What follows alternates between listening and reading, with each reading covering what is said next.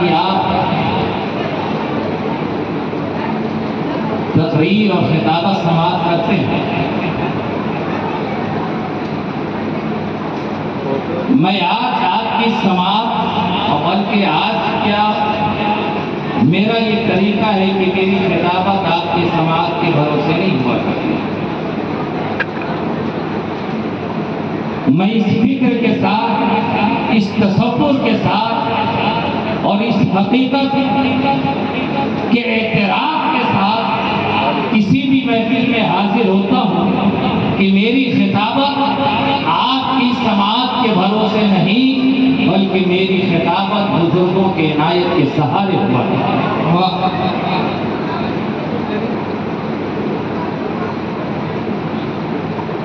जिस तरह अल्हम्दुलिल्लाह हमारे इलाकों में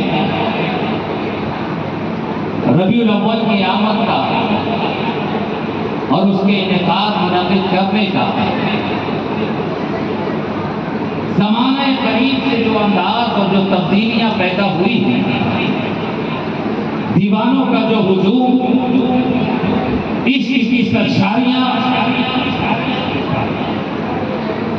और शराबे तुहूरत के नशे में जो आप मखमूर होते चले जा रहे हैं,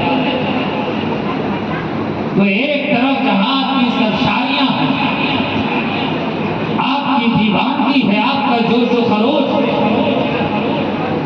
जिस तरह आपकी हकीकत की लौ में तेजी और चमक पैदा हो रही है, उसी तरह उसी तेजी के साथ दारुल इफ्ता के दरवाजे भी खुलते चले जा रहे हैं।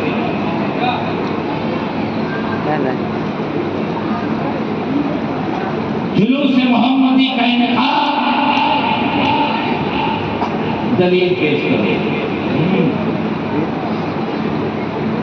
ये रंग और रोगन, ये रोशनी, ये कुमकुमे, ये लाइट, ये पंडाल, ये स्टेज, ये कुर्सियां, दलील पेश करो। ये कुरान खानी, ये नात खानी, ये मुशायरा, ये जलसे, दलील पेश करो। ये मिलाद पे मिलाद, मिलाद पे मिलाद, मिलाद पर मिलाद, दलील कुरान में पेश करो। हर जानिब से दलील का मुतालबा, ये कुरान में है तो दिखाओ, हदीस में है तो दिखाओ, बुखारी में है तो दिखाओ, मुस्लिम में है तो दलील बनाकर पेश करो। कुरान में मिलाद कहाँ लिखा है? जुलूस मोहम्मदी का सबूत कहाँ है? ये कुमकुमे, ये रोशनियाँ, ये सब्ज़ात, ये उलमा का हुजूम, ये नात खानी की महफिल, कुरान खानी की तिलावत, कुरान खानी की महफिल, ये जश्न मिलादे रसूल का तसव्वुर कुरान में है तो दलील पेश करो।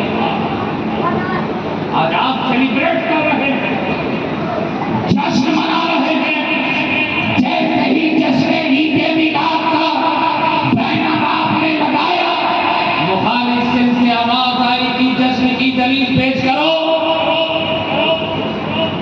इस्लाम में जश्न है तो दिखाओ, इस्लाम में सेलिब्रेशन है तो दलील पेश करो। हमने तो आज तक दो ही ईद सुनी है, एक ईद का नाम ईद उल फितर, दूसरी ईद का नाम ईद उल अज़हा। ये तीसरी ईद कहाँ से आ गई? ये सेलिब्रेशन का तसव्वुर कहाँ से आ गया? कबल इसके कि मैं गुफ्तगू दराज करूं, आपसे ही मैं ये सवाल करता चलूं कि ये सेलिब्रेशन, जश्न, ये इस्लाम है या गैर इस्लाम? सेलिब्रेशन, जश्न, ये इस्लाम है, दाखिले इस्लाम है या खारिजे इस्लाम? सेलिब्रेशन आप भी सेलिब्रेट करते हैं, खुशियां हैं सेलिब्रेट कर लो, शादी का माहौल है सेलिब्रेट कर लो, कुछ नहीं चार यार मिले सेलिब्रेशन हो जाए, रिश्तेदार साथ पास आए करीब हुए सेलिब्रेशन हो जाए, गेट टुगेदर हुए सेलिब्रेट कर लो। हर तरह की महफिलें आप सेलिब्रेट करते हैं, आप अपने सेलिब्रेशन का अंदाज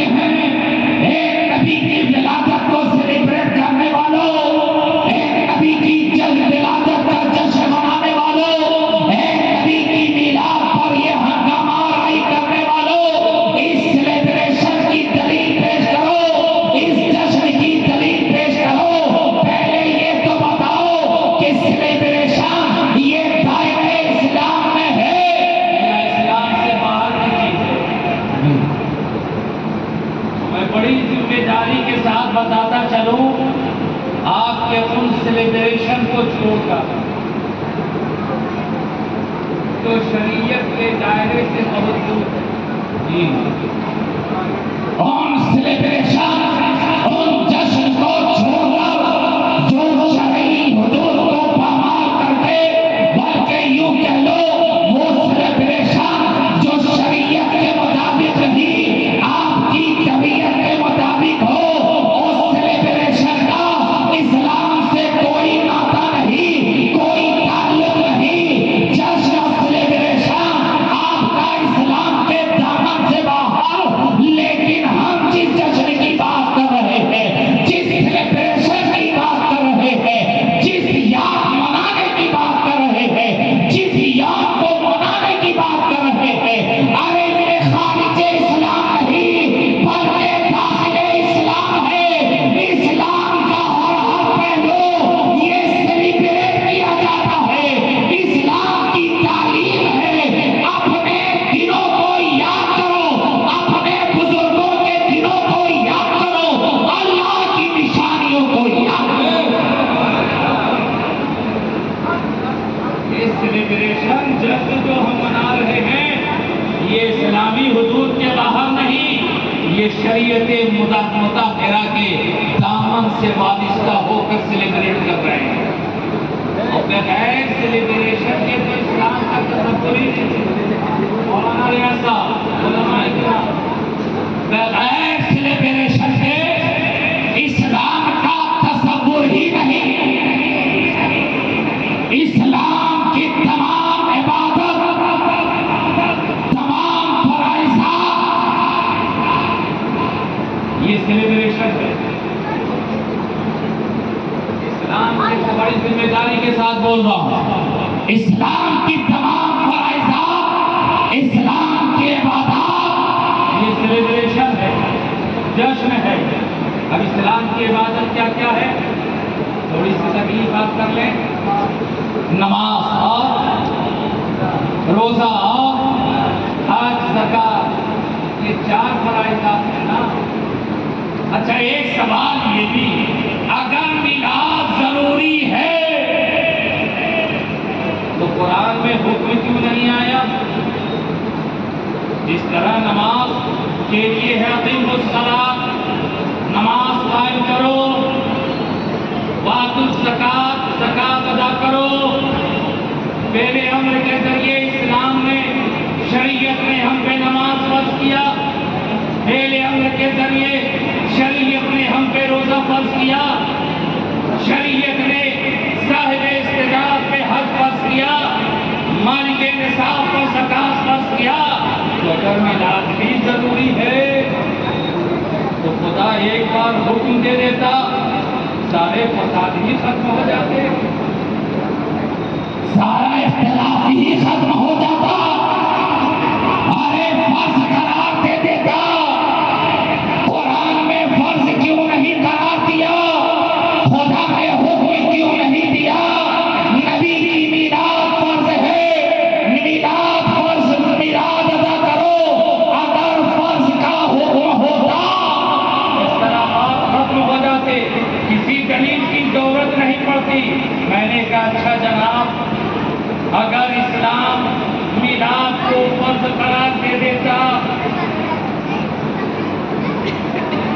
तो फर्ज के साथ मामला ये है कि फर्ज इबादत जिसका हुक्म कुरान ने दिया और जिस इबादत को आप पे फर्ज किया, आप उसे माने या ना माने अदा करना ही है ना। नमाज फर्ज है, हर हाल में नमाज अदा करनी है। नमाज से रुखसत नहीं, नमाज से छुटकारा नहीं। अब नमाज का हुक्म खुदा ने दिया है, शरीयत ने तुम पे 5 वक्त की नमाज फर्ज की है। अब तुम मजबूर होकर पढ़ो या मसरूर होकर पढ़ो, हर हाल में तुम्हें नमाज है ना।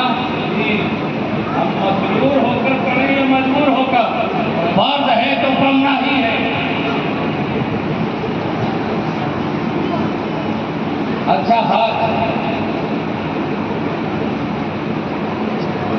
जाते किराम होंगे ही अल्हम्दुलिल्लाह। उम्रा वाले को तो मैं देख रहा हूँ,